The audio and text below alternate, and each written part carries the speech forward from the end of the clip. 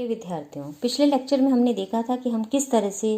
विद्युत द्विध्रुव को डिफाइन करते हैं और किस तरह से विद्युत द्विध्रुव के कारण किसी बिंदु पर विद्युत क्षेत्र का विभव, इस आवेश जो भी हम द्विध्रुव की बात कर रहे हैं उसके कारण विभव और विद्युत क्षेत्र की तीव्रता का मान हम ज्ञात करते हैं। आज हम देखने जा रहे हैं कि जब हमने इस द्विध्रुव को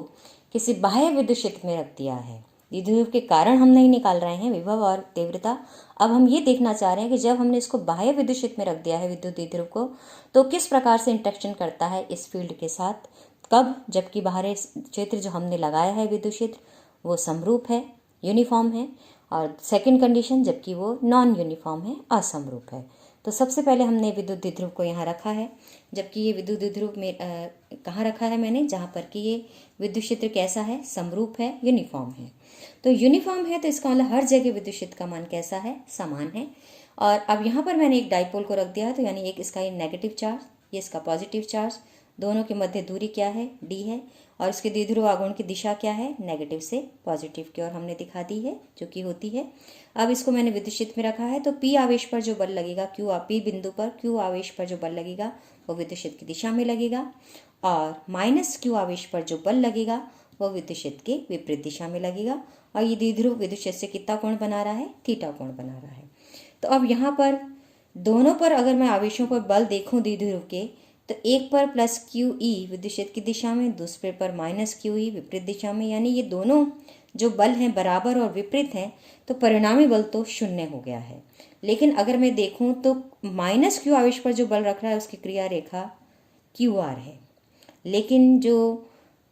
प्लस क्यू आवेश पर जो बिंदु P पर रखा है उस पर जो क्रिया रेखा है वो दोनों के समान नहीं है, ये क्यू आर के समांतर है लेकिन क्यू आर नहीं है, और दोनों के मध्य, दोनों क्रिया और रेखाओं के मध्य कुछ ना कुछ दूरी है लंबवत, वो लंबवत दूरी कितनी है, पी आर। तो इस स्थिति में परिणामी बल तो शून्य है, लेकिन ये किसकी तरह काम करते हैं, दोनों बल मिलके एक बल युग्म की तरह काम करते हैं। चूंकि इनकी क्रिया रेखा समान नहीं है इसलिए ये एक बल युग्म की तरह कार्य करते हैं, और बल युग्म की तरह कार्य करते हैं तो ये इसको घुमाने का प्रयास करते हैं।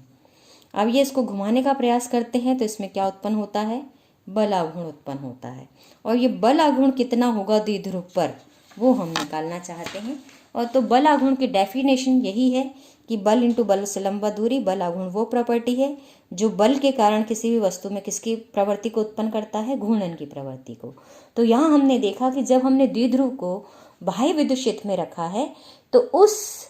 पर लगने वाले बल के कारण, यानी जो द्विध्रुव के आवेश हैं उस पर विद्युत क्षेत्र के कारण बल लगता है, और वो दोनों आवेशों पर जो बल लग रहा है वो एक बल युग्म की तरह बन जाता है जो द्विध्रुव को विद्युत क्षेत्र में घुमाने का प्रयास करता है। तो बल आघूर्ण की उत्पत्ति होती है, और बल आघूर्ण का मान होता है बलों का परिमाण इंटू बलों के कार्यकारी रेखाओं के मध्य लंबवत दूरी। तो बलों का परिणाम तो क्यू ई है, ये हम देख चुके हैं। परिमाण दोनों बलों का क्या है, क्यू ई, और लंबवत दूरी अगर मैं इस फिगर से देखूं तो लंबवत दूरी क्या है, पी आर के बराबर है। तो इस लंबवत दूरी पी आर को जब मैं निकालूं तो ये दूरी जो पी क्यू है वो मेरे पास, पी क्यू दूरी मुझे अच्छे से मालूम है, डाइपोल के मध्य जो दूरी आवेशों के मध्य वो स्मॉल डी है। तो इस ट्राइंगल से अगर मैं बात करूं, यहाँ से मैंने क्यू से इस पी आर रेखा पर क्या डाल दिया है, लंब डाल दिया है, तो ये 90 डिग्री है आपके पास, तो ये आधार हो गया, ये क्या बन गया है, अब लंब बन गया है। तो लंब बटे कर्ण क्या होता है, हम जानते हैं लंब बटे कर्ण, लंब यहाँ पे कितना है, पी आर है, कर्ण कितना है, पी क्यू है, लंब बटे कर्ण क्या होता है, साइन ऑफ थीटा होता है, इसलिए पी आर का मान हो जाएगा P Q sine of theta, और पी क्यू का मान क्या है, डी के बराबर, तो पी आर क्या हो गया, डी साइन थीटा। तो यहाँ से एक बार पुनः हम देख लेते हैं कि बलों की क्रिया रेखा के मध्य लंबवत दूरी कितनी है, पी आर है। इस पी आर का मान मुझे निकालना है तो मैं इस ट्राइंगल से ले रही हूँ पी क्यू आर से, पी क्यू आर में ये हो गया लंब, ये भी कर्ण है, तो लंब बटे कर्ण क्या होता है, साइन थीटा, इसलिए लंबवत दूरी का मान क्या हो जाएगा, पी क्यू साइन थीटा, और पी क्यू क्या है, डी है, तो यानी लंबवत दूरी क्या मिली मुझे, बलों के मध्य लंबवत दूरी डी साइन थीटा।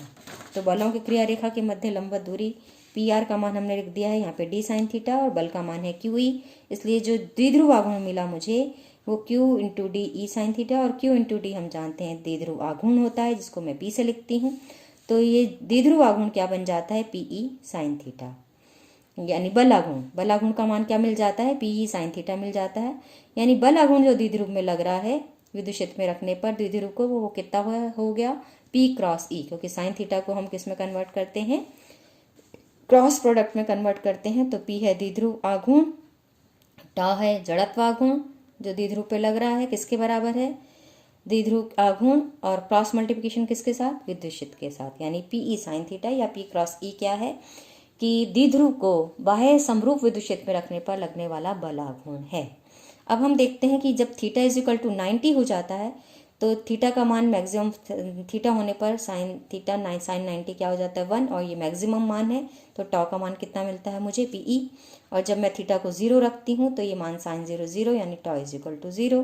तो अगर 0 पे देखूँ तो मान न्यूनतम है और 90 पे अधिकतम है, तो 0 अगर मैं कर दूं थीटा को, यानी किस दिशा में कर दूं, विद्युत क्षेत्र की दिशा के समांतर अगर मैं रख दूं द्विध्रुव को, तो आपके पास समांतर रखने पर थीटा 0 होगा, तो मान आपको क्या मिलेगा, बल आघूर्ण का न्यूनतम मिलेगा। और जब आप इसको थीटा 90 कर रहे हैं तो यानी कि विद्युत क्षेत्र के लंबवत जब आप द्विध्रुव को रख रहे हैं तो आपके पास बल आघूर्ण क्या लगता है, अधिकतम लगता है।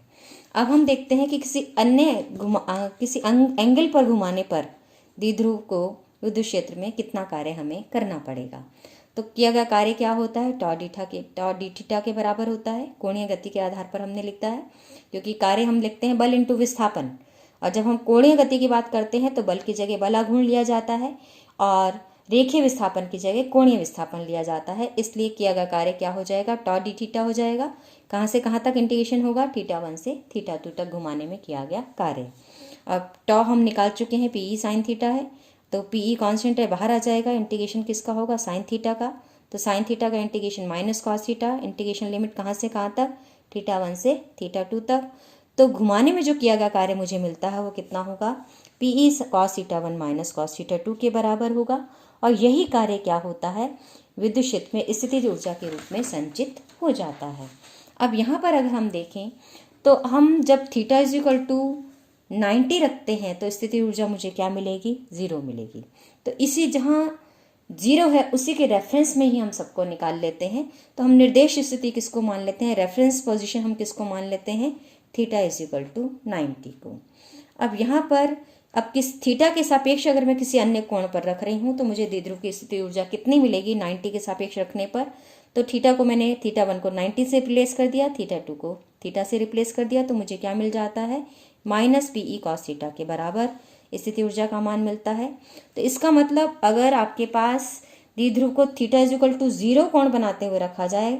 तो किसके सापेक्ष, रेफरेंस के सापेक्ष। तो 0 स्थिति पर यानी थीटा इज इक्वल टू 0 मैंने रखा है, तो कॉस 0 का मान होता है 1, तो ये स्थिति ऊर्जा कितना हो जाती है, माइनस PE के बराबर। और इस स्थिति में द्विध्रुव क्या होगा, विद्युत क्षेत्र के समांतर होगा, ये हम पहले भी देख चुके हैं। और अगर विद्युत क्षेत्र की विपरीत दिशा में इसको लाया जाए, यानी थीटा इज इक्वल टू 90 पर रखा जाए, थीटा इज इक्वल टू पाई पर रखा जाए, क्योंकि विद्युत क्षेत्र की दिशा ये है, तो डाइपोल मोमेंट भी अगर इसी दिशा में हो तब तो ये समांतर स्थिति है। और अगर आपके पास ये विपरीत थीटा इज इक्वल टू पाई की स्थिति में निकालना चाह रही हूँ तो ये विद्युत क्षेत्र की स्थिति है और ये किसकी स्थिति है, डाइपोल मोमेंट की स्थिति है। तो इस तरह से मैं इसको दर्शा सकती हूँ कि यहाँ पर ये किस प्रकार से थीटा इज इक्वल टू 0 होगा और किस तरह से थीटा इज इक्वल टू पाई को मैं दिखा सकती हूँ। अब यहाँ पर लेकिन अब मैं इस स्थिति में यहाँ इसको लाई कहाँ से हूँ, 90 डिग्री से लाई हूँ, तो इसलिए आपके पास जो स्थिति ऊर्जा का मान हो जाएगा, आपके पास PE कॉस थीटा से वापस निकालेंगे तो कॉस पाई माइनस 1 होता है, इसलिए PE इंटू E के बराबर हो जाएगा। अब मान लो मैं थीटा इज इक्वल टू 0 स्थिति से ला रही हूँ, कहाँ पर, विद्युत क्षेत्र के विपरीत ला रही हूँ, यानी यहाँ हम कहाँ इसको 0 पर तो लाए, लेकिन कहाँ से लाए, 90 से 0 पर लाए, 90 से पाई पर लाए, क्योंकि हम पाई की बात कर रहे हैं। तो ये 90 डिग्री से पोजीशन से मैं कहाँ ले आई हूँ, पाई पोजीशन पर इसको ले आई हूँ। अब यहाँ पर मैं क्या करी, ये 0 पोजीशन पे था और अब इसको मैं कहाँ ले आई हूँ, पाई पोजीशन पे। ये 0 पोजीशन और ये पाई पोजीशन पर मैं इसको लाई हूँ, जहाँ विद्युत क्षेत्र की दिशा हमने राइट हैंड में दिखाई है। तो यहाँ पर थीटा इज इक्वल टू 0 स्थिति के विपरीत थीटा इज इक्वल टू पाई स्थिति पर लाए रहे हम, तो किया गया कार्य कितना हो जाएगा, कॉस 0 माइनस कॉस 180 यानी 2PE के बराबर हो जाएगा। तो ये मुझे थोड़ा सा ध्यान रखना है कि मैं पाई पर तो ला रही हूँ द्विध्रुव को, लेकिन वो 90 डिग्री से ला रही हूँ या 0 से ला रही हूँ, ये मुझे ध्यान रखना है। अगर मैं 90 डिग्री से पाई पोजीशन पे ला रही हूँ तो PE कार्य है, और 0 स्थिति से पाई पोजीशन पे ला रही हूँ तो कार्य कितना है, 2PE के बराबर है। ये हमें ध्यान रखना है कि हम कौन सी पोजीशन से चलकर कौन सी पोजीशन पर द्विध्रुव को विद्युत क्षेत्र में लाना चाह रहे हैं। अब मान लो कि विद्युत क्षेत्र कैसा है, असमरूप है। पहले हमने जो देखा वो कौन सी स्थिति थी, जब विद्युत क्षेत्र कैसा था, समरूप था। अब असमरूप मतलब अलग अलग स्थितियों पर विद्युत क्षेत्र का मान क्या है, अलग अलग है। तो यहाँ अगर आप ध्यान दें तो बल रेखाएं हमने बराबर दूरी पर बराबर नहीं दर्शाई हैं। अब यहाँ पर इसमें चूंकि आपके पास जो विद्युत क्षेत्र है वो असमरूप है, अलग अलग स्थानों पर अलग अलग है, इसलिए परिणामी बल शून्य नहीं होगा। इसलिए द्विध्रुव पर परिणामी बल लगेगा तो वो रेखीय गति भी करेगा, और बल युग्म तो वहाँ उपस्थित है ही, इसलिए बल आघूर्ण भी लगेगा। यानी दोनों प्रकार के बल कार्य करेंगे, एक तो रेखीय गति के कारण भी और दूसरा आपके पास कोणीय गति के कारण भी बल आघूर्ण यहाँ पर मुझे मिलेगा। तो बल आघूर्ण एक तरह से बल युग्म के कारण भी मिलेगा और लगने वाले परिणामी बल के कारण भी मिलेगा। तो यहाँ पर अब हम देखने जाते हैं कि परिणामी बल कितना लगता है और उसके कारण मुझे बल आघूर्ण कितना मिलता है। तो यहाँ किसी जेड एक्स के सापेक्ष मैंने यहाँ थीटा कोण बनाते हुए दिखाया है एक जनरल पोजीशन। ये एक्स के साथ भी हो सकती है, वाई के साथ भी हो सकती है, जेड के बाद साथ भी हो सकती है। तो आवेशों पर जो लगने वाला परिणामी बल होगा वो इस बात पे डिपेंड करेगा कि आपके पास धनावेश पे कितना बल लग रहा है। जिस धनावेश के कारण जो विद्युत क्षेत्र है वो मैंने उसको, धनावेश पर जो विद्युत क्षेत्र है उसको मैंने ई प्लस से दिखाया है, और ऋणावेश पे जो विद्युत क्षेत्र है उसको मैंने ई माइनस से दिखाया है परिणामी क्षेत्र को। तो आपके पास जो परिणामी बल लगेगा वो Q E plus minus Q E minus, क्योंकि जो धनावेश पे बल लगता है वो विद्युत क्षेत्र की दिशा में होता है, और जो ऋणावेश पर बल लगता है वो विद्युत क्षेत्र के विपरीत दिशा में होता है। इसलिए ये मान हो जाएगा Q E plus minus E minus. तो ये दोनों है ई प्लस और ई माइनस का अंतर, यानी दोनों आवेशों पर लगने वाले विद्युत क्षेत्र का अंतर है। इसलिए इसको मैं किससे दिखा रही हूँ, डेल्टा ई से दिखा रही हूँ। और प्रवणता की डेफिनेशन से मैं जानती हूँ, अगर मैं जेड घटक की बात करूँ तो delta E Z upon D cos theta का मान क्या होगा, ग्रेडियंट ई जेड के बराबर होगा, क्योंकि दूरी के साथ जो परिवर्तन है वही ग्रेडियंट को बताता है। और यहाँ दूरी एक्चुअली हम एग्जैक्ट दिशा में अगर मैं यहाँ से नापूँ तो डी कॉस थीटा आएगी। तो delta E Z upon D cos theta क्या हो गया, ग्रेडियंट ई जेड के बराबर हो गया। तो यहाँ से मुझे चूंकि ये डेल्टा ई चाहिए, तो ये डेल्टा ई जेड का मान मुझे मिल गया D cos theta gradient E Z, और डी कॉस थीटा यहाँ पर आपके पास डी भी एक वेक्टर है, ये ग्रेडियंट ई जेड भी एक वेक्टर है, और इसका कोसाइन कंपोनेंट जुड़ रहा है, इसलिए मैं इन दोनों का डॉट प्रोडक्ट से इसको दर्शा सकती हूँ। तो डेल्टा ई जेड का मान हो गया D dot gradient E Z. इसी तरह वाई और एक्स कंपोनेंट के लिए भी मैं काम कर सकती हूँ। तो डेल्टा ई वाई का मुझे जो मान मिलेगा वो D dot gradient E Y, और डेल्टा ई एक्स का जो मान मिलेगा वो D dot gradient E X. तो यानी कि 3 कंपोनेंट मुझे मिल रहे हैं, और इन तीनों घटकों के आधार पर मुझे 3 घटक बल के मिल जाएंगे। और वो 3 घटक बल के क्या क्या होंगे, F is equal to Q into delta E से हो हम दर्शा रहे हैं बल। तो F is equal to x दिशा में अगर मैं बात करूं तो Q इंटू डेल्टा ई अगर मैं एक्स दिशा में दिखाती हूँ तो डेल्टा ई एक्स दिशा में क्या है, D dot gradient E x है, और Q इंटू डी क्या हो जाता है P, तो ये बन जाएगा P dot gradient E x. इसी तरह वाई दिशा में बल निकालूंगी तो बन जाएगा P dot E gradient E Y. इसी तरह जेड दिशा में बल निकालूंगी तो बन जाएगा P dot gradient E Z के बराबर। तो कुल बल कितना हो जाएगा, तीनों घटकों को हम जोड़ दें तो I cap F x plus J cap F I plus K cap F Z, इन तीनों को हमने जोड़ा तो P कॉमन, तो ग्रेडियंट भी बाहर आ जाएगा, ले सकती हूँ। तो P डॉट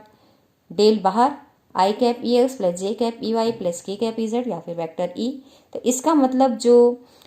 असमान विद्युत क्षेत्र में हमने रखा है द्विध्रुव को, तो कुल बल उस पर कितना लग रहा है, शून्य की बजाय P dot gradient del operator into E के वेक्टर ई के बराबर। और इसके कारण जो मेरे पास बल आघूर्ण हो जाएगा वो कितना हो जाएगा, आर क्रॉस एफ हो जाएगा। और पहले ही की तरह ही हम एक द्विध्रुव आघूर्ण के कारण जो बल लग रहा है उसको मैं कह सकती हूँ पी क्रॉस ई। तो कुल जो बल आघूर्ण अब द्विध्रुव पे कार्य करेगा वो पी क्रॉस, तो ई जो हमने पहले निकाला वो तो है ही है, उसके अलावा एक और लग रहा है वो है आर क्रॉस एफ के बराबर। तो ये हम देख सकते हैं कि किस प्रकार से जब हम विद्युत क्षेत्र को समरूप क्षेत्र में रखते हैं तो हमारे पास केवल एक ही प्रकार का बल आघूर्ण होता है, क्योंकि परिणामी बल शून्य होता है। और जब हम उसको असमरूप विद्युत क्षेत्र में द्विध्रुव को रख देते हैं तो 2 बल आघूर्ण उस पर कार्य करते हैं और परिणामी बल उस स्थिति में शून्य नहीं होता है। ये बात हमें ध्यान रखनी है कि समरूप क्षेत्र में रखने पर परिणामी बल शून्य है, रेखीय विस्थापन नहीं है, इसलिए बल आघूर्ण एक ही लगता है। जबकि असमरूप क्षेत्र में द्विध्रुव को रखने पर आपके पास परिणामी बल शून्य नहीं होता है, और वो परिणामी बल इस बात पर डिपेंड करता है कि आपके पास जो विद्युत क्षेत्र का अंतर है वो कितना है, यानी Q इंटू डेल्टा ई के बराबर बल लगता है शून्य की बजाय। और क्यू डेल्टा ये जो बल लगता है वो हमने देखा कि वो P डॉट डेल ई के बराबर हो जाता है, और इस कारण से रेखीय विस्थापन भी उसमें होता है, और रेखीय विस्थापन के साथ साथ बल भी लग रहा है, तो रेखीय विस्थापन के कारण भी बलाघूर्ण होता है और घूर्णन के कारण भी बलाघूर्ण होता है। तो दो बलाघूर्ण असमरूप क्षेत्र में द्विध्रुव पर लगते हैं, P क्रॉस E और R क्रॉस S। धन्यवाद।